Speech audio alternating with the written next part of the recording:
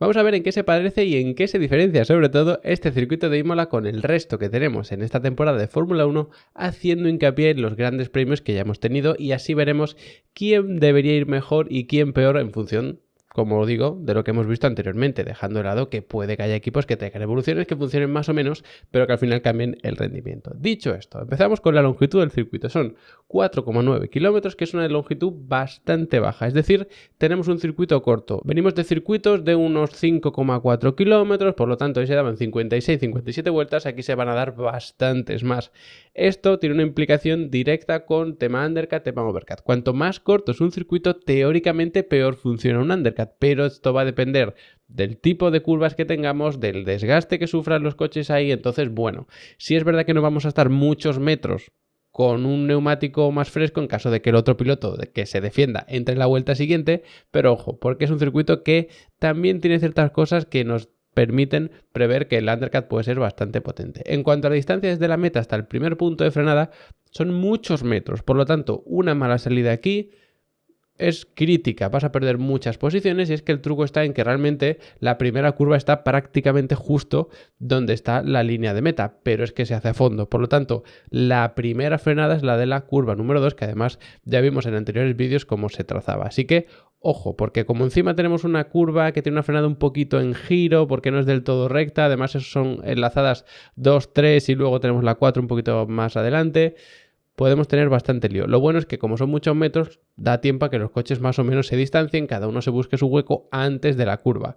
Aún así, mucho ojo en la salida, y aquí sí que es importante la clasificación, por supuesto, porque no es el circuito en el que sea más fácil adelantar, precisamente, pero ojo, porque si ganas 3 posiciones respecto a la teoría de tu coche en clasificación y luego tienes una mala salida, lo vas a perder. Puede ser incluso más importante la salida siempre y cuando la clasificación sea normal. A ver, si tienes un coche para entrar en Q3 y te has quedado en Q1, no lo vas a salvar con la salida. Pero si entras en Q3 no pasa nada porque seas quinto. A lo mejor en salida te puedes poner tercero o segundo incluso. Así que mucho ojo con esa salida, lo más importante. En cuanto a las curvas, tenemos 19, también lo veíamos en anteriores vídeos.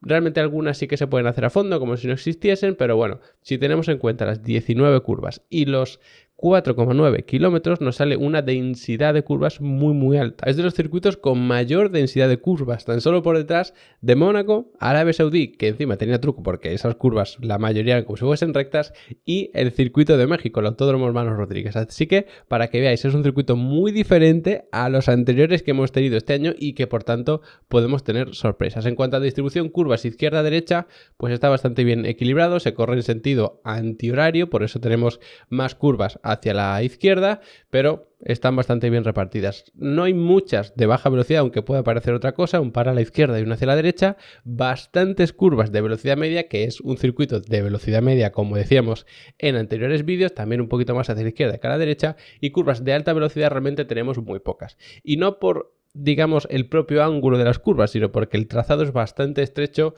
casi en su mayoría. Entonces eso hace que no te puedas abrir tanto, ¿no? Como mencionábamos el otro día, cerrarte y luego abrirte ampliando mucho el radio de tu curva. Te lo tienes que hacer pues sin poder abrirte mucho, porque evidentemente el trazado no te lo permite. En cuanto al número de frenadas, deberíamos tener en torno a unas 7 frenadas, no son muchas, es verdad, menos aún teniendo en cuenta que son 19 curvas. 2 de estas frenadas son muy fuertes. Quizá podríamos meter en esta clasificación de frenadas muy fuertes alguna más, pero más o menos para que os hagáis una idea. No es un circuito de muchas frenadas fuertes, como podría ser pues el circuito de Miami, por ejemplo, que ahí sí que teníamos 3 clarísimamente muy fuertes, pero es un circuito en el que los frenos van a trabajar bastante. El porcentaje de la vuelta frenando, pues en torno a un 13%, podría ser un poquito más, sobre todo si las condiciones no son del todo óptimas. Es un circuito que también lo veíamos ayer con la telemetría, estamos constantemente tocando el freno, no mucho, pero un poquito, y luego tenemos la recta de meta, que incluye incluso las curvas 19 y la 1, que son totalmente a fondo. Así que ahí es donde más se refrigeran los frenos, y el resto del circuito, como digo, vamos tocando un poquito ese pedal del freno. No frenadas muy fuertes, pero sí que es relativamente protagonista. Por lo tanto, la temperatura de los frenos, la media, no es de las más altas, precisamente porque, uno, la mayoría de frenadas no son muy fuertes, y dos, hay una recta de meta que hace que se puedan bajar bastante la temperatura. De hecho, si os fijáis en la máxima, sí que sube un poco. ¿Por qué? Porque esa recta de meta baja mucho la media, pero el máximo sigue siendo relativamente alto. No es un circuito para alarmarse precisamente de poner unos conductos de refrigeración de frenos enorme, pero ojo con el tema de los frenos, que aquí sí que es bastante protagonista. Y respecto al otro pedal, el del acelerador, viene una cosa muy curiosa, y es que quizá os esperabais que este porcentaje de vuelta acelerando a fondo fuese más bajo, porque si decimos que tiene mucha densidad de curvas, que es un circuito de velocidad media, pensaréis, bueno, pues no se va a acelerar mucho a fondo. Pues sí, se acelera mucho porcentaje de la vuelta a fondo, sobre todo teniendo en cuenta lo que podríamos esperar, porque no son curvas largas de ir dando gas poquito a poco, de mantener el pie a medio gas.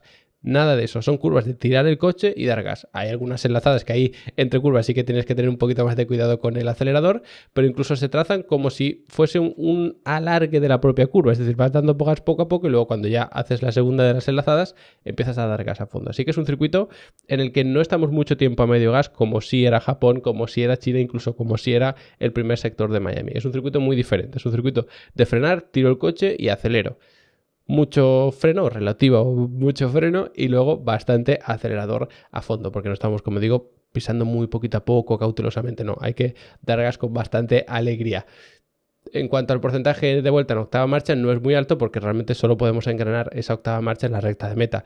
Que os digo siempre que esto dependerá de muchas cosas, de las condiciones de pista, de los reglajes que ponga cada uno de los equipos, de todo. Pero como queremos comparar los circuitos entre sí, este dato está sacado de simulación de un reglaje estándar para todos los circuitos. Entonces, si lo comparamos con el resto de circuitos, nos sale que realmente el drag, esa resistencia aerodinámica, no es tan importante pues como podía ser en el caso de Miami, ¿no? Por poner un ejemplo, o incluso en Japón. Así que esto nos va a dar una pista para lo que veremos mañana, que son los reglajes, que no es un circuito en el que pongamos una carga aerodinámica mínima, precisamente porque eso se hace para buscar mucha velocidad punta.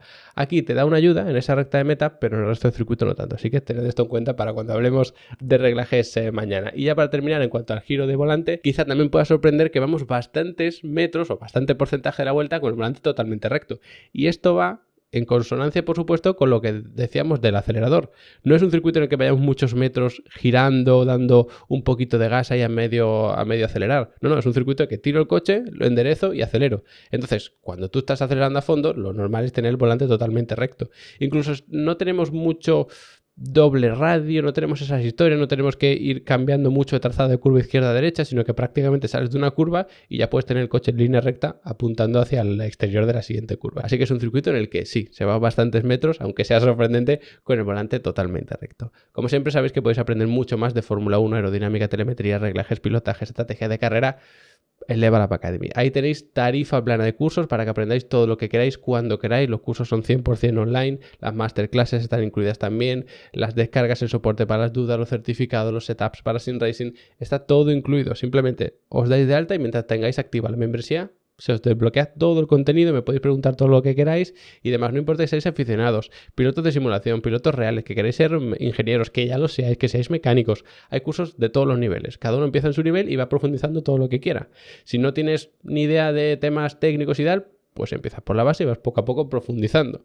Que ya tienes cierto nivel porque, bueno, he aprendido ciertas cosas, he hecho algunos cursos, he leído algunos libros, pues empiezas desde un nivel un poquito más alto y vas a poder profundizar, incluso viendo cursos de algunos programas concretos, como puede ser Mote, como puede ser Wintax, como puede ser hojas de cálculo aplicado a estrategias de carrera. De verdad, hay contenido de sobra para todo el mundo. Echadle un buen vistazo. Y como digo, es que podéis estar dados de alta lo que queráis. Si queréis un mes, si queréis 10 meses, luego un mes me doy de baja y luego me vuelvo a dar de alta. Eso lo controláis vosotros, totalmente independiente. Así que, como siempre, muchas gracias por haberos quedado hasta el final del vídeo y nos vemos mañana hablando de reglajes para terminar la previa a este Gran Premio de Emilia-Romagna.